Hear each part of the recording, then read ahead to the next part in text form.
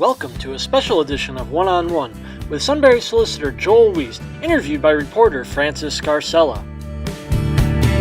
Welcome to a special edition of One on One. I'm Francis Scarcella, being joined with Sunbury City Solicitor Joel Wiest. Thanks for coming out today. My pleasure. I have to start by saying it was hilarious when you got here. You came in and said that you couldn't get in the building because our door says no solicitors.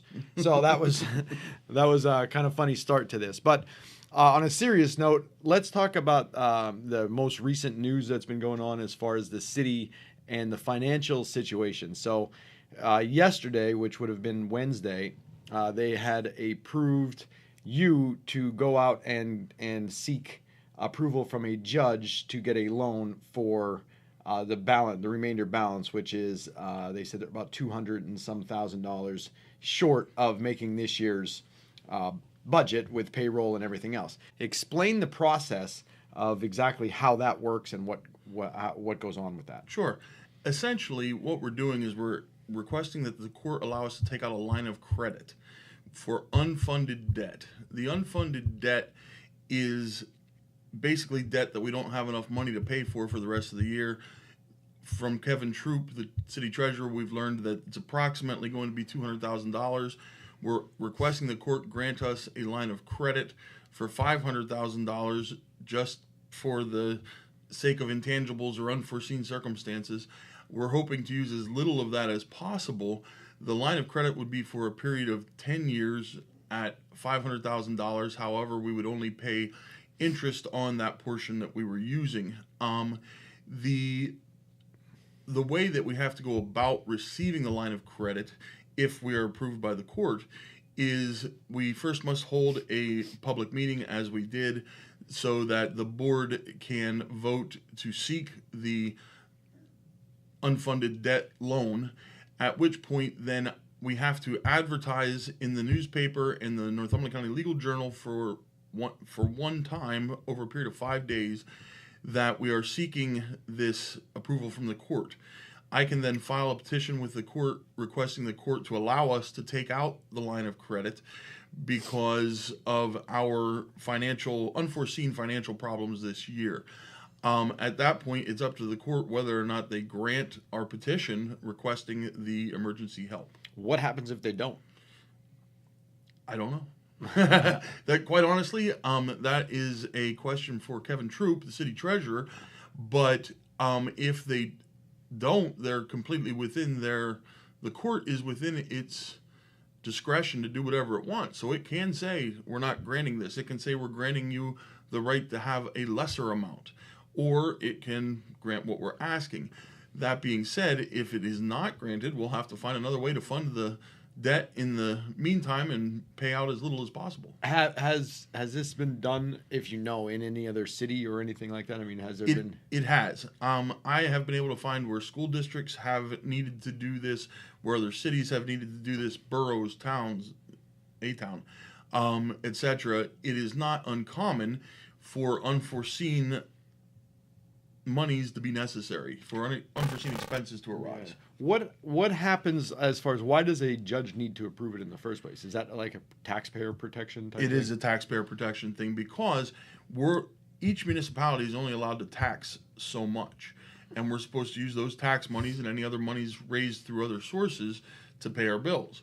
If we need to use money above and beyond that which we are granted the allowance to do so through taxing and other revenues, we then have to seek court approval to ensure that the taxpayers are protected. So basically, if the courts were to say no, and this is just a little bit of research that I did, then the city would either have to find another way or go into Act 47, which then they're automatically would get it. And that's a step that nobody wants to take, obviously. Well, and especially under the circumstances that were spoken about yesterday at the emergency meeting, being that the city is not really that far in debt at all. My understanding of our current debt is it's approximately $170,000 that we owe on long-term bills. It's our short-term bills we're having problems with right now, only because of the unforeseen expenses earlier this year and late in 2017. Which is obvious, and again, this is way before your time, but obviously it was a lot of legal expenses that have come out. There was just an exuberant amount on that aspect, and then there was officers that just happened to leave all at once, and I don't think anybody saw that coming. Correct. So they're the things that are contributed to it, but it's not anything that was done wasteful or anything like that. Right. My understanding is that between legal fees and the retirement of several of our officers, by and through which we have to pay certain amounts of money for their retirement, etc. We have to pay their accumulated vacation, their accumulated whatever. Those were expenses that were unforeseen, especially because, as you said, there were several officers that it just all came up at once, police officers, and they're within their rights to do that, to retire, and we simply had to do what we had to do And pay them out, right. Mm-hmm. So now when you file the paperwork in the next couple days here, then the court has to schedule something? The court will schedule a hearing, public hearing, where we would present testimony to the court of why we're requesting this and why we need it and what it'll be used for, and then the court tells us yes or no. And then I guess your key witness and star witness is Kevin Troop, the city Correct. treasurer. So that Correct. would be the only thing. You'll bring him up there, and he just explains the financial situation of why we're in the situation that we're in. Yes. And then from there, the monies that is got, that would be used only to pay bills and to make payroll and stuff like that. It's not like you can go out and buy a new park or something like that. No, we can't use that to fund expenditures. We can't buy new police cars. We can't buy a whatever.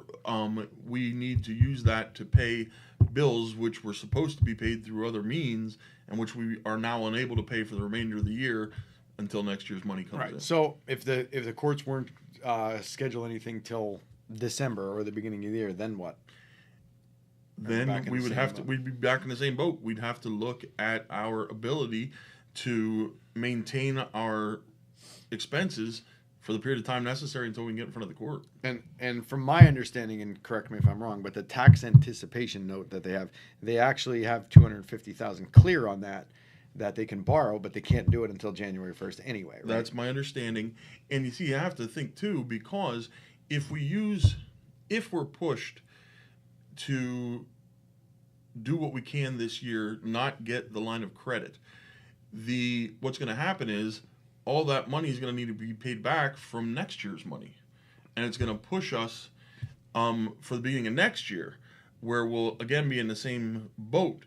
Later on next year, my understanding is we should have the monies to be able to pay back the $200,000 or whatever it may be that's necessary to take from the line of credit. So we should have that paid back within a year or so, is my understanding. But we could be way behind the eight ball coming into January, February, March, if we need to use monies we receive then to pay bills that were from October, November, and December. Right. So basically, the old saying, "You're robbing Peter to pay Paul," if you go down that aspect. But on a brighter note, from what you were saying yesterday, and after talking to Kevin, things look good after this hump is over because Extremely. Right. So the city will be back in Yes. pretty good. There was people at the meeting that made public comments that commended you guys for actually being only $170,000 in total debt, and that's money that was bought for the police cars and for land that they have and just various things that they financed over the years. So Right. So in your experience as far as dealing with these kind of things, that's pretty good for a city this size to be only that. It's excellent. And I mean, that's no reflection on myself. That's the city council, the mayor, treasurer, whoever, who are spending the monies wisely. And, I think that traditionally the monies have been spent wisely up until we got into this problem with just unexpected and unavoidable fees, costs, etc. And here we are. And we'll go right into this. And I know this is going to be one of the touchier things. And again, you had come on a lot later, but has things seemed to settle down now between the bickering and the fighting between council and the mayor, or is it kind of? And I know you're like the middleman, and you get involved, and you have to get involved in all that. I don't see a lot of bickering and fighting. Quite honestly, I think if we were going to see it, we'd see it at meetings, and it's not happening. I think that everybody's really working together, settling in, working together. And obviously there's differences of opinion as to how money should be spent, how things should happen. But that being said, I think that there's a certain attitude of respect between the council members, the mayor, etc., that's winning out at this point. For you coming into the city and taking over the solicitorship, has it been something that what you didn't expect as far as so many phone calls and so many things you had to do, or is it something that you kind of knew going in that it was in? Honestly, it's a little easier than I expected it to be, and I don't mean that in a cocky way, but quite simply, it's not as much work as I thought it probably would be, only because everything's kind of turning around at this point in that we don't have as many lawsuits going on. We were able to get rid of a couple of those early in Which is when you came in, you kind of just stepped in and spoke to these guys and started to take control of that instead of going through other firms and stuff like that. Well, we were able to settle some of them, which were close to settlement anyway, and using my prior experience along with that of Pat Harvey, who is our outside city counsel, we were able to get rid of a lot of things that were just kind of hanging around. And I think that helped, and it also helped the relationship with council and the mayor and everybody, individually, because they don't have those things hanging over their heads anymore, and they can breathe a little easier. Right, and I also think that after conversations with you as well, is that you're not the type that just sit there and let it go. If they come, then you come right back. Yes. So it was one of those. If you want to sue us, we're going to come right back at you instead of taking and sitting back and letting it play out. That's true too. And so that was one of the big things that you said coming into this. Well, yes, I did tell council that I felt that a more aggressive approach to some of these lawsuits may make sense. Deter them, and or just simply make them easier to work out, easier to deal with, in the sense that it's not always good to be solely on the defensive. And some of the lawsuits that were out there weren't as, how shall I say, relevant as some others. Right. So. And with that being said too, and I know another reason why we talked off camera that you wanted to be involved in the city is because you're from here. Your family was all from here, and you have ties, throughout the entire county, but especially Sunbury.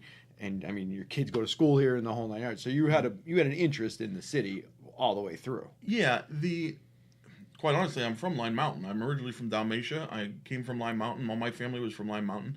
However, over the years, we've kind of moved into this area because my sister, myself, my other sister, my brother, we all work in Sunbury. Our children go to Shikellamy schools. Our office is here, obviously, and you're a football coach? I'm a football coach at Shikellamy, yes. And quite simply, the idea of helping in any way that we can is always at the forefront of whatever we do. And that's why you decided to step up when everything was going on and decided to get involved. And that's why I agreed to do it for the reduced available rate. Right. And it's public information. So you came in at a cost of $5,000 a month when the city was sometimes paying $17,000 and $18,000 a month. So they had to see some of those savings come throughout the last 5-6 months. And to be clear, it's not a salary of $5,000 a month. It is, we only bill to $5,000. Anything above that is gratis, but anything below that, the city doesn't have to pay us. Right. And we're hoping that we'll get to a point sometime where it's below that on every level. But I mean, let's be honest. You absolutely have to be doing your $5,000 worth of work for this. We're busy. Right. But again, like you said, are you finding a lot of things now after going through a lot of the old stuff that you're just getting off the table and clearing up and getting out of the way? Yes. I mean, that's basic. That's the answer. Yeah. I mean, the basic answer is yes. And it's not things that were intentionally left go by prior council or anything like that. It's just things. There were a lot of things nearing the end that just kind of needed a nudge to get them moving and get past it. Well, with that being said, I appreciate you coming out here today.